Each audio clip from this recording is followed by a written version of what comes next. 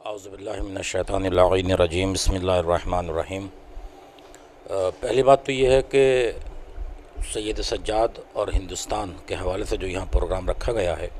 یہ اپنی نوعیت کا بالکل الگ پروگرام ہے، اور یہاں سے پوری دنیا کو یہ میسج جا رہا ہے کہ جو بیمار کربلا کے ساتھ جس نے صبر کیا کربلا کے میدان میں اور کربلا کے بعد، اور مسلسل وہ گریہ وزاری کرتے رہے، روتے رہے، اور صرف رونے کا مقصد یہ نہیں تھا کہ انسان صرف روئے صرف گریہ کرے، بلکہ ان کا مقصد ایک یہ بھی دینا تھا کہ ظالم اپنا ظلم کہیں تک بھی کرے، کسی حد تک چلا جائے، آتنکواد کہیں تک چلا جائے، مگر جیت ہمیشہ صابر ہی کی ہوتی ہے، ظالم کی نہیں ہوا کرتی ہے۔ پہلا میسج تو امام بیمار کربلا کا یہ تھا، اور خود کربلا معلیٰ کا میسج، اور امام نے تمام امام کو اوپر ظلم ہوئے۔ آج آپ دنیا میں دیکھیے کہ ہر طرف دہشت گردی ہے، انسان انسان کا دشمن ہے، انسان انسان کو مار رہا ہے۔ اس کی وجہ کیا ہے؟ سب سے بڑی بات یہ ہے کہ یہ دیکھا جائے گا کہ ظلم کہاں سے شروع ہو رہا ہے، اور آج جو دہشت گردی کی حمایت کون کر رہا ہے۔ میں مسلسل اس بات کو کہتا چلا رہا ہوں کہ میں نے ابھی اس سے پہلے بھی انٹرویو میں کہا تھا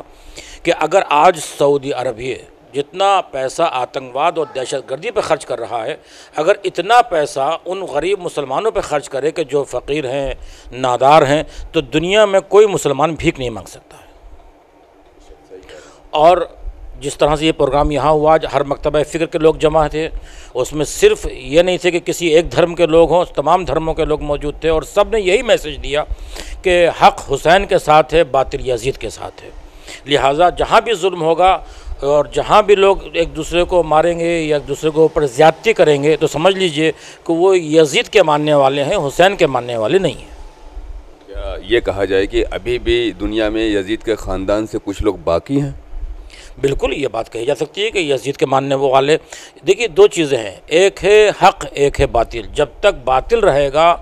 تو حق زندہ جاوید رہے گا۔ آج دنیا میں کہیں بھی ظلم ہو، کسی بھی انسان کے اوپر ظلم ہو، یہ نہیں ہے کہ کسی ایک مذہب سے یا کسی ایک فرقے سے تعلق رکھنے والے کے اوپر ظلم ہو، نہیں، کسی بھی فرقے کے اوپر ظلم ہو رہا ہے، کسی انسان کے اوپر ظلم ہو رہا ہے، تو ہمارا مذہب یہ کہتا ہے کہ وہ ظلم جائز نہیں ہے کسی بھی انسانیت کے لیے۔ اس لیے رسول اسلام سے جب پوچھا گیا کہ یہ بتائیے دین کیا ہے، دین کی تعریف کیجیے کہ پورا دین کیا ہے، دین کسے کہتے ہیں، تو رسول اسلام نے صرف دو لفظوں میں بتایا کہ دین کیا ہے، الاطاعت للخالق والشفقۃ علی المخلوق، یعنی اللہ کی اطاعت اور مخلوقات کے ساتھ شفقت کرنے کا نام پورا دین ہے۔ تو یعنی یہ سمجھیے کہ یہ نہیں کہا رسول نے کہ مسلمان کے ساتھ شفقت کرو، آپ رسول نے فرمایا شفقت علی المخلوق، جو بھی مخلوق خدا ہے اس کے ساتھ میں آپ شفقت سے پیش آئیے، محبت سے پیش آئیے، پریم سے پیش آئیے، یہی پورا دین ہے۔